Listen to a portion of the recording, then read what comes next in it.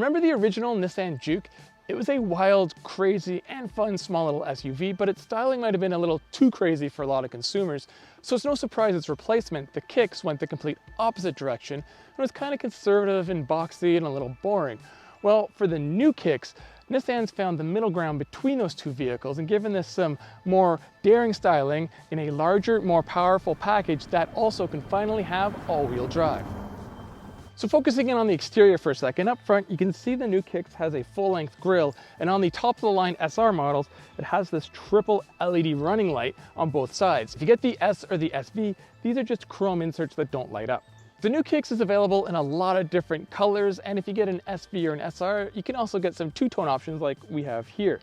These are the top-of-the-line 19-inch wheels, and I think they're pretty cool with a 3-spoke design. The front-wheel drive S model gets 16-inch steel wheels with wheel covers, and the front-wheel drive SV gets 17-inch steel wheels with wheel covers. Put all-wheel drive on either of those vehicles, and you go up to a 17-inch alloy. If you get this vehicle with front-wheel drive, you also get the 17-inch alloy.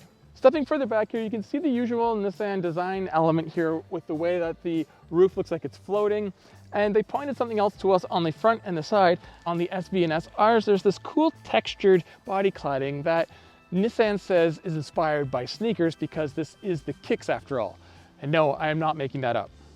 Moving to the back, the taillights kind of mimic the front lights with these split sections of LED lights that then kind of curve into the tailgate. This spoiler comes standard, and overall, I like the way the back end all ties together, except for the fact that the SR, which is the top of the line, has no sort of exhaust finisher. It just kind of looks unfinished down there. If they just had a little chrome tip or somehow integrated it better, I think it would really complete the look. So inside, Nissan's made a big deal about trying to make this feel premium, especially for its price point. And the SR does feel pretty premium. You get this one-piece panel that, I mean, it's really two pieces. You can see where they connect, but they're dual 12.3-inch screens. One that's customizable for the driver information center, which is actually really easy to customize. Some of these aren't. You just use the arrows, you can use some buttons, change the meter look, all sorts of great things. And the infotainment system, which anyone who's driven a modern Nissan will know how to operate. It's pretty straightforward. There's a couple things I don't like. I've said this before. I think I said it in the Pathfinder review last, that if you put audio on your driver information screen, it doesn't tell you what's actually playing. It just tells you the channel or the source. I do like what they've done here with the buttons. The climate control's all touch, which is going to get fingerprinty, but it's easy to see, and they've spaced all the buttons far enough out that you can do it sort of on the fly. There's a volume knob, which I'm a big fan of. There's no tuning dials, but at least the tuning buttons are right beside it. And there's a camera button to turn on the 360 camera, which this vehicle has, being the fully loaded.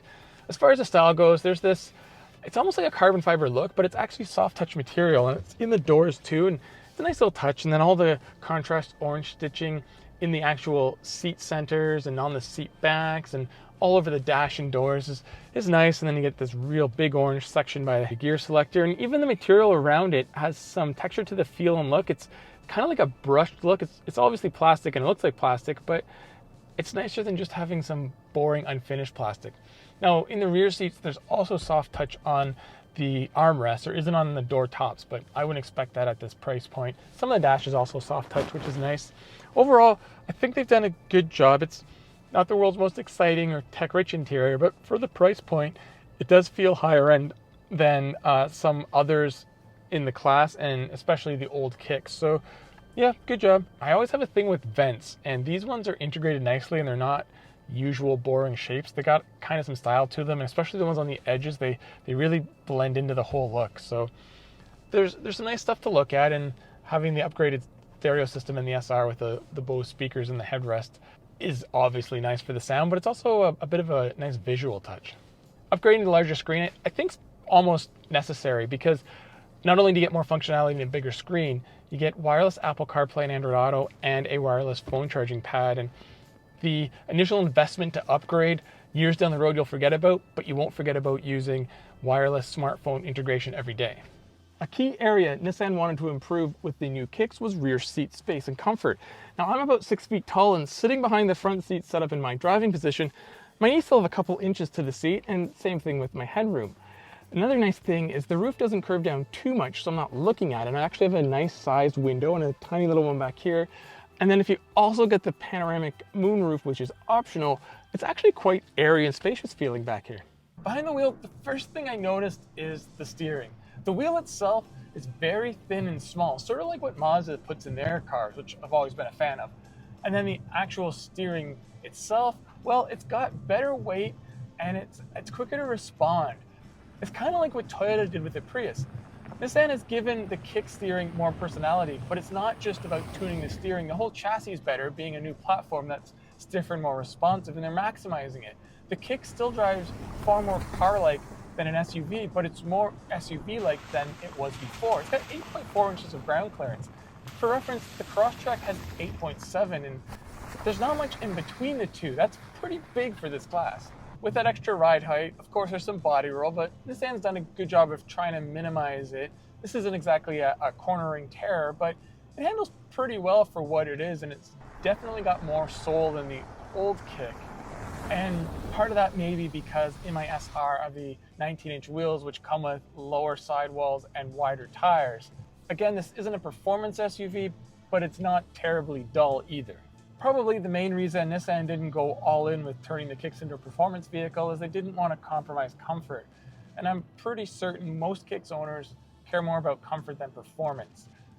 What they've done with the suspension in this new chassis is really good. It goes over train tracks and larger bumps, and I don't really feel them. Not many small SUVs like this can absorb them that well.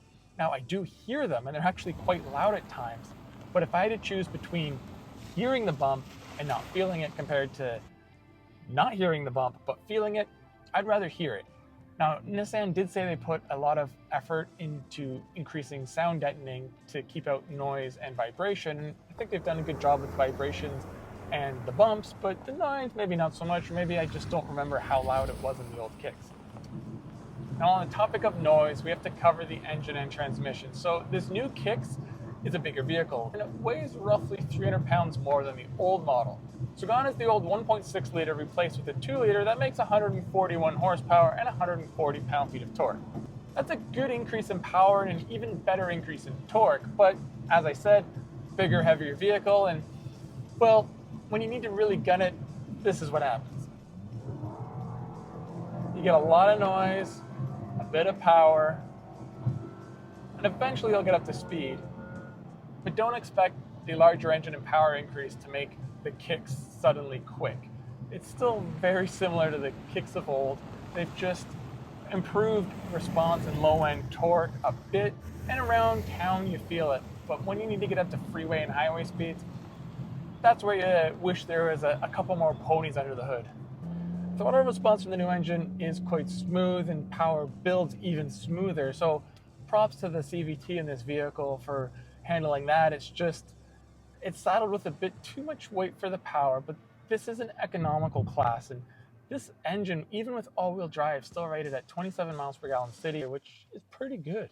Of course, this is just a first drive, just a couple hours behind the wheel, but we will get one for a week down the road, and rest assured, we're going to compare it to some of its key competitors. Maybe an all-wheel drive up against the Kona all-wheel drive, and maybe a front-wheel drive against one of our favorites in the segment, the Chevrolet Trax.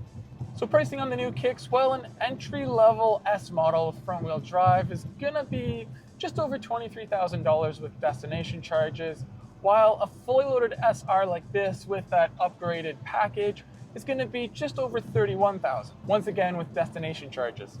There may not be a more accurate statement or pun than saying that the new Kicks is a step up on the old Kicks. What Nissan has done is taken their entry-level SUV and brought it up a category. It's better suited now to take on the likes of the Hyundai Kona or be a value proposition to vehicles like the Chevrolet Trailblazer and Mazda CX-30. It has a good combination of space, comfort, and drivability. Now, there are some things that change, like maybe giving it a bit more power and, if I'm being picky, a bit more sound deadening. But even considering all that, it's still definite that Nissan has a much more competitive entry-level SUV in the new Kicks.